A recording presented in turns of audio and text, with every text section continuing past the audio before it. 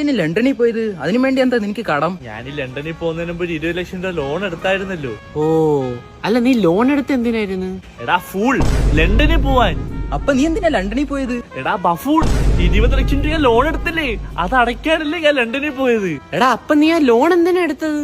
ലണ്ടനിൽ പോവാൻ. അപ്പൊ നീ വെറുതെ ലണ്ടനിൽ പോയി? ആ മണ്ടന്മാര്, ഞാൻ ലോൺ എടുക്കാനല്ലേ ലണ്ടനിൽ പോയത്. ഈ പൊട്ടന്മാര് പറഞ്ഞു.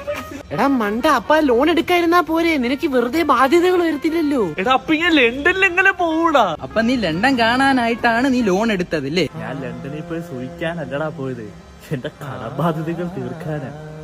അപ്പൊ നീ ഇല്ലാത്ത കടബാധ്യതകൾ ഉണ്ടാക്കി ലണ്ടനിൽ പോയി അത് അടച്ചു തീർത്ത് നീ ഇവിടെ വന്ന്. മാഷാ അല്ലാ, ഒരാൾക്കെങ്കിലും മനസ്സിലായല്ലോ. നിങ്ങൾ ഇവിടെ നില്ലേട്ടാ, ഞാൻ കുറച്ച് സ്വീറ്റ്സ് കൊണ്ടുവന്ന് എടുത്തോണ്ട് വരാം. പറഞ്ഞ പോലെ അത് ശരിയാണല്ലേ. ഞാനെന്തിനാ അപ്പൊ ലണ്ടനിൽ പോയത്? പട്ടി പണിയെടുത്ത് ലോൺ അടയ്ക്കാനാ.